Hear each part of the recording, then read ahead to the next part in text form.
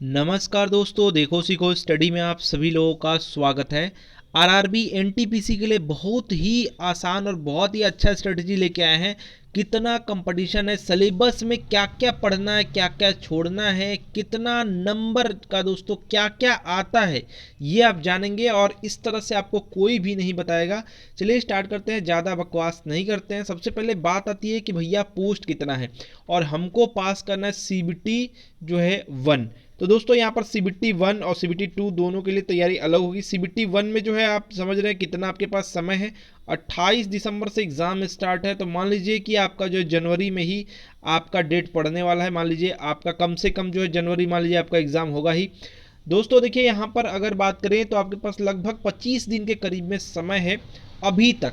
ठीक है, तो दोस्तों यहाँ पर क्या करना है, सबसे पहले आपको ये पता है पोस्ट हमारी कितनी है। तो लगभग कह सकते हैं 35,000 के आसपास हमारी पोस्ट है।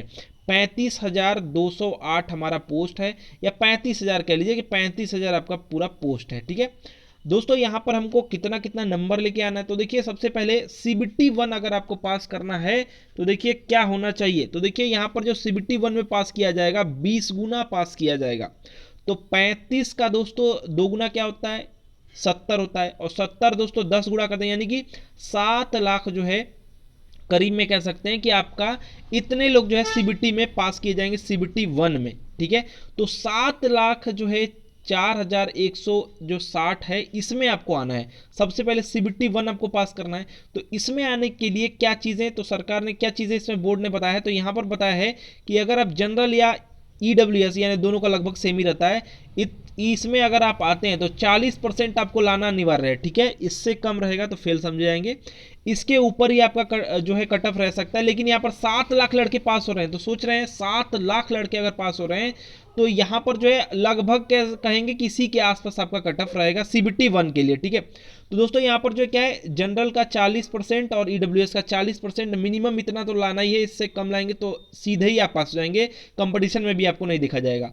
ओबीसी है अगर आप हैं या एससी हैं तो इन दोनों का 30% कम से कम न्यूनतम ये इतना तो लाना ही है। एसटी अगर आप हैं तो 25%। तो ये जो है ये पासिंग है, न्यूनतम इतना लाना ही है। ठीक है, तो इससे अधिक यानी कट ऑफ में आना तो अधिक से अधिक नंबर लाएंगे। ऐसा तो है नहीं कि मैं 41 नंबर लाऊंगा कि 40 में हमको पास है। तो ठीक है, या ईडब्ल्यूएस या ओबीसी का कोई है तो कहेगा कि हम 31 से लाएंगे, ऐसा नहीं है। ज़्यादा से ज़्यादा नंबर आप लाने का प्रयास करेंगे।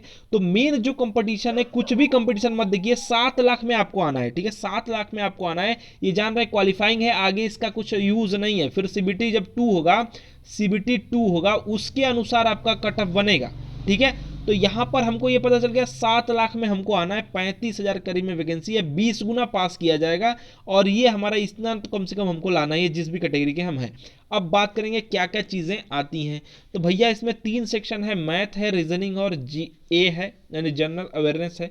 तो मैथ के 30 क्वेश्चन रहेंगे 30 नंबर के, रीजनिंग के 30 क्वेश्चन 30 नंबर के, जी के या जी ए के जो है 40 क्वेश्चन 40 नंबर के। यानी कि समय कितना मिलेगा, 90 मिनट मिलेगा, यानी कह सकते हैं 1.5 घंटा आपको मिलेगा। करना आपको 100 क्वेश्चन होगा। ठीक है, समझ रहे हैं। अब यहाँ पर यहाँ तक तो सभी लोग जानते हैं, लेकिन हमको पढ़ना क्या है। अगर आप देखिए प्रीवियस ईयर का एनालिसिस करेंगे, प्रीवियस ईयर का एनालिसिस करेंगे, ध्यान से देखिएगा वीडियो। प्रीवियस ईयर का अगर आप एनालिसिस करेंगे तो आपको पता चलेगा कहाँ कहाँ से क्वेश्चन बना था, हमको पढ़ना क्या है। ठीक है, तो अगर यहाँ पर इन 14 टॉपिक्स को देखें, मैथ की बात कर रहे हैं। ठीक है, तो यहाँ पर सिंपल कंपाउंड इंटरेस्ट जो है यानी कि साधारण ब्याज और जो चक्रवृद्धि ब्याज है, इससे 1 से लेकर के 2 क्वेश्चन थे, वो भी इजी लेवल के थे। ठीक है, प्रीवियस ईयर का हम जैसा था एनालिसिस उसके अनुसार बता रहे हैं कैसा पेपर आपका आ सकता है। ठीक है, परसेंटेज के आपके 3 से लेकर 4 क्वेश्चन थे, ये भी आपके ईजी लेवल के कह सकते हैं। प्रॉफिट एंड लॉस के जो थे वो मॉडरेट टाइप के क्वेश्चन थे, 1 से 2 क्वेश्चन ये भी आपके हर पेपर में बन जा रहे थे। डीआई की बात करें तो यहाँ पर एक क्वेश्चन आ जा रहा था। ठीक है, एवरेज की बात करें तो यहाँ भी आपका एक क्वेश्चन आ जा रहा था, इजी टाइप का था, ये सब इजी थे। एलसीएम एचसीएफ का भी आपका इजी क्वेश्चन था, और रेशियो का भी आपका 2 क्वेश्चन बन रहा है, 1 से 2 क्वेश्चन एलसीएम एचसीएफ के और रेशियो के 2। तो ये सब जो टॉपिक्स हैं कहाँ से हमको पढ़ना है आप कह रहे थे, तो यही टॉपिक्स हैं, यहीं से आपको पढ़ना है। ठीक है, यहाँ पर आपका जो है एंगल से 5 क्वेश्चन के आसपास, ठीक है, आप देख रहे हैं एंगल के कम से कम 5 क्वेश्चन के आसपास इजी लेवल के थे, लेकिन आपको पढ़ना तो है। मेंसुरेशन के 5 क्वेश्चन थे इजी टाइप के। अलजेब्रा की बात करें 3 क्वेश्चन थे इजी टाइप के। स्पीड टाइम एंड डिस्टेंस के 3 क्वेश्चन थे इजी टाइप के, और सीरीज के 3 क्वेश्चन आ रहे हैं इजी टाइप के। और यहाँ पर टिग्नोमेट्री के एक क्वेश्चन आपको देखने को मिला इजी टाइप का था ये भी। और अदर आपके 4 क्वेश्चन जो विविध होते हैं या मिक्स होते हैं इधर उधर सब मिला करके, तो ये आपके 4 क्वेश्चन। यानी टॉपिक्स क्या क्या पढ़ने, तो अब आपको पता चल गया कि एनालिसिस करने के बाद पेपर में ऐसा क्वेश्चन आपका मैथ का बना था। तो जिन लोगों को स्क्रीनशॉट लेना है ले लीजिए, यहाँ से क्वेश्चन पूछा गया था और इतने इतने नंबर के लेवल यही था। तो हो सकता है कि लगभग में ऐसा ही क्वेश्चन पेपर आपको मिले, और ये जो टॉपिक्स है इनको क्लियर कर लीजिएगा। चलिए अब रीजनिंग का देखते हैं। रीजनिंग में सीटिंग अरेंजमेंट था, यहाँ पर 4 क्वेश्चन थे, इजी टाइप के थे। 6 पीपुल फेसिंग सेंटर, मतलब यहाँ पर जो है यहाँ पर 6 लोगों को बैठाया था, और ये जो है केंद्र की तरफ देख रहे हैं। ये 4 क्वेश्चन इसी से बन गया था, ये आप सॉल्व कर लेंगे तो ठीक है। मिरर वाटर, जैसे कि दर्पण में प्रतिबिंब और पानी में जल में प्रतिबिंब जो ऐसे करके आता है, वो क्वेश्चन था। लगभग एक क्वेश्चन मॉडरेट कह सकते हैं या इजी कह सकते हैं, मॉडरेट ही था लगभग, इजी टू मॉडरेट है।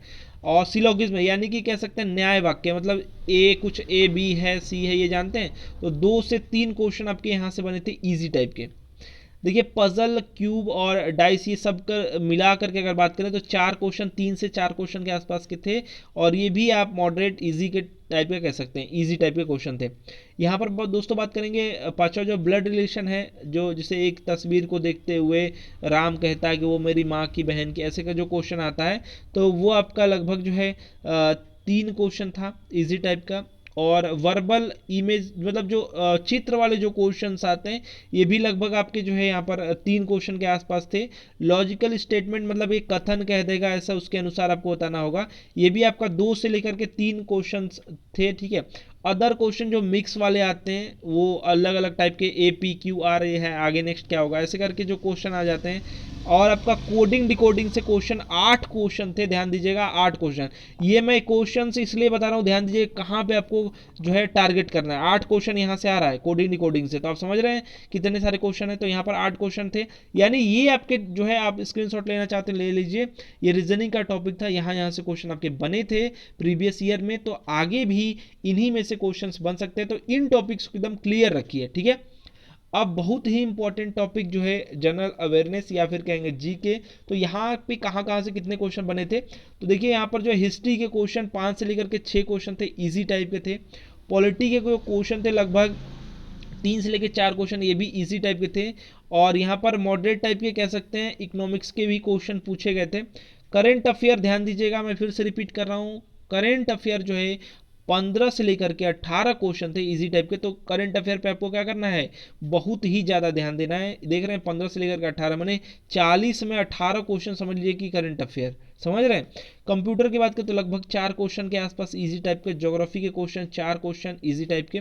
और यहाँ पर जो है जनरल साइंस के क्वेश्चन 8 क्वेश्चन, ध्यान दीजिएगा 8 क्वेश्चन जो है इजी टाइप के। तो स्क्रीनशॉट ले लीजिए, यहाँ से क्वेश्चन आपके बने थे। इन टॉपिक्स को क्लियर रखिएगा, यहाँ से क्वेश्चन बनने के पूरे चांस बनते हैं, ठीक है। पता चल गया। अब यहाँ पर हमारा क्या स्ट्रेटेजी होना चाहिए, लगभग अगर हमारे पास 25 दिन है तो क्या हम करें। पहले तो जो ये टॉपिक्स हैं इनको अच्छे से कर जाइए, जो भी टॉपिक्स यहाँ से आपको पता चल रहे हैं, ठीक है। रीजनिंग के, मैथ के और जीके के जितने हो सके उतने आप, जितना आपके पास समय निकल सके, ये नहीं है कि 1 घंटा 2 घंटा, जितना समय आपके पास निकल सके वो कर लीजिए। अब इसके बाद 25 दिन अगर आपके पास है तो ध्यान दीजिएगा, रोज एक जो है प्रीवियस ईयर लगाइए और पूरा उसका एनालिसिस करिए, कहाँ पर गलती हुआ, क्या क्या हो सकता है, इससे रिलेटेड कौन सा क्वेश्चन बन सकता है, पूरा डिटेल पढ़ लीजिए। एक जो है प्रीवियस ईयर कम से कम लगाइए ही लगाइए। दूसरा, प्रीवियस ईयर से आपका मैथ और रीजनिंग पूरी तैयार हो जाएगी, ठीक है। साइंस भी कह सकते हैं कि पूरी तैयार हो जाएगी अगर आप प्रीवियस ईयर कर रहे हैं तो, ठीक है। अब यहाँ पर बात क्या आ रही है, अब बचेगा हमारा करंट अफेयर। तो करंट अफेयर देखिए कम से कम 6 महीने का पूरा जो है एक्सरसाइज से लेकर के, मतलब नेवल एक्सरसाइज, आपका जो भी युद्धाभ्यास है, ये सब कोविड के बारे में, ये सभी चीज़ें पढ़ लीजिएगा, जो भी राज्य इंपॉर्टेंट है। साथ ही साथ बहुत ही इंपॉर्टेंट बात बोलने वाला हूं, ध्यान से सुनिएगा। जो भी एग्जाम हुए हैं, चाहे वो एग्जाम का मैं नाम नहीं ले पा रहा हूं, उस भी एग्जाम का, यानी सीपीयू का, दिल्ली पुलिस का, जो भी एनसीएल का, और भी बहुत सारे एग्जाम हुए हैं, सभी एग्जाम में जो करंट अफेयर या फिर जो जीके के क्वेश्चंस आए हैं, उनसे रिलेटेड जो भी करंट अफेयर है या फिर जीके है, उनको याद कर लीजिएगा। बहुत ही इंपॉर्टेंट है करंट अफेयर में जो भी अभी तक जो एग्जाम हो रहे थे या होने वाले हैं आसपास में, सब एग्जाम का पेपर का एनालिसिस कर लीजिएगा, कैसा क्वेश्चन करंट अफेयर का आ रहा है, उसका आंसर क्या होगा और वो क्यों जो है ट्रेंड में है, क्यों पूछा गया है, ये भी समझ लीजिएगा, क्योंकि उससे रिलेटेड क्वेश्चन भी बन सकता है। ये सबसे इंपॉर्टेंट ये करना ही है, क्योंकि आप समझ रहे हैं 18 क्वेश्चन के आसपास करंट अफेयर आने वाला है, तो ये करंट अफेयर के लिए काफी आपके लिए इंपॉर्टेंट होगा। 6 महीने वाला आप चाहे तो देख सकते हैं, चाहे तो इन्हीं से ही आप जो है आइडिया लगा कर करें, कम से कम क्विज तो कर ही लीजिएगा, एमसीक्यूज कर लीजिएगा 6 महीने का, ठीक है।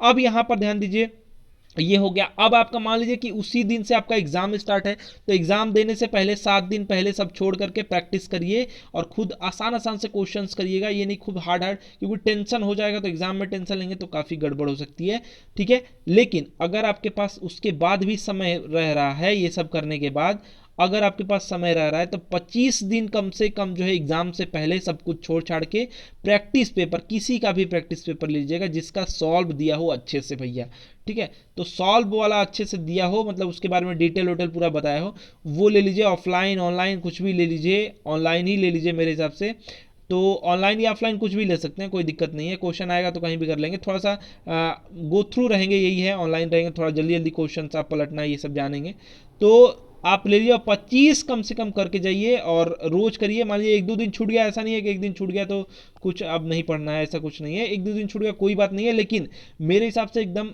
एक एक रोज करिए, रोज रोज डेली करिए, कुछ भी अंधे बहरे हो जाइए लेकिन करते रहिए।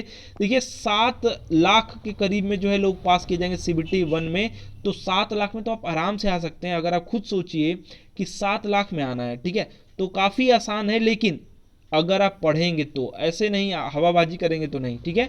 तो ये स्ट्रेटजी थी, काफ़ी अच्छी स्ट्रेटजी है, अगर आप इस तरह से चलें तो आसानी से आप CBT 1 में आ सकते हैं। ये था आपका, जो भी आप कैटेगरी के से बिलोंग करते हैं, चाहे वो ओपन से हो, EWS से हो, OBC SC ST, ये इतना तो आपको लगभग में लाना ही होगा, नहीं तो आप ऐसे ही कंपटीशन से बाहर हो जाएंगे।